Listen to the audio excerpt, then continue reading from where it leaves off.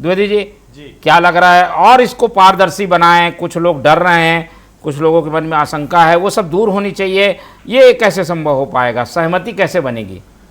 देखिए मोहन जी, जब भी कोई सरकार, केंद्र सरकार या राज्य सरकार कोई नया कानून बनाना चाहती है तो उसमें वाद विवाद, पक्ष विपक्ष, सहमति असहमति, इसकी गुंजाइश रहती है और इसका स्वागत भी होना चाहिए, क्योंकि यही लोकतंत्र की खासियत होती है कि जब सब मिल करके सारी सहमतियां जब बन जाएं और वो जो कानून तैयार होता है वही पूरे देश में लागू होता है। अब बात चल रही है समान नागरिक संहिता की। भाजपा की विष्णुदेव साय सरकार ने यह फैसला किया है कि अब इस राज्य में भी समान नागरिक संहिता कानून लागू होगा।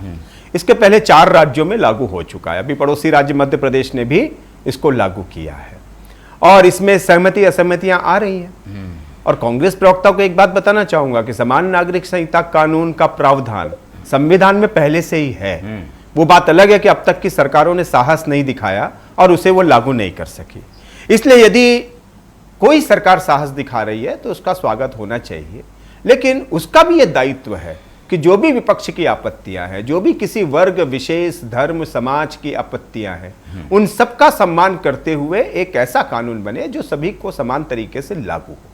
मैं एक बात और कहना चाहूंगा कि ऐसा कहा जा रहा है कि आदिवासियों को इस कानून से अलग रखा जाएगा। ठीक है, अगर सहमति बनती है, कांग्रेस भी नहीं चाहती है, भाजपा भी नहीं चाहती है, तो ठीक है, आप उनको अलग रख लीजिए। लेकिन मेरा मानना है कि क्या आदिवासी इस देश के नागरिक नहीं है? क्या आदिवासियों पर बाकी सारे कानून लागू नहीं होते हैं क्या?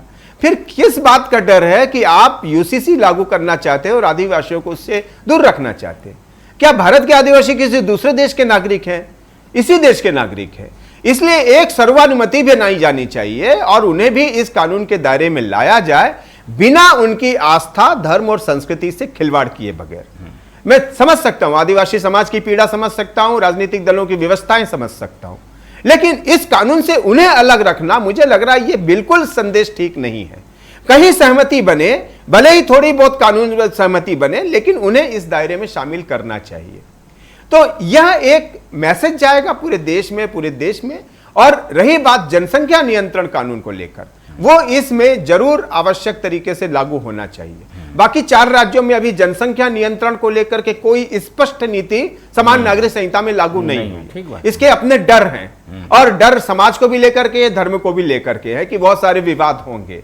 अरे भाई, मैं एक ही बात कह के बात समाप्त करूंगा कि जब कांग्रेस सरकार ऐसे कई कानून जब हिंदू कोड बिल ला सकते हैं आप, जब आप दूसरे कानून लागू कर सकते हैं, जब आप शाहबानो केस पर एक संविधान बदल सकते हैं एक अमेंडमेंट करके, तो जनसंख्या नियंत्रण कानून अनिवार्यतः लागू होना चाहिए। अगर आप मुझे दोबारा मौका देंगे तो मैं इस पर विस्तृत बात करूंगा।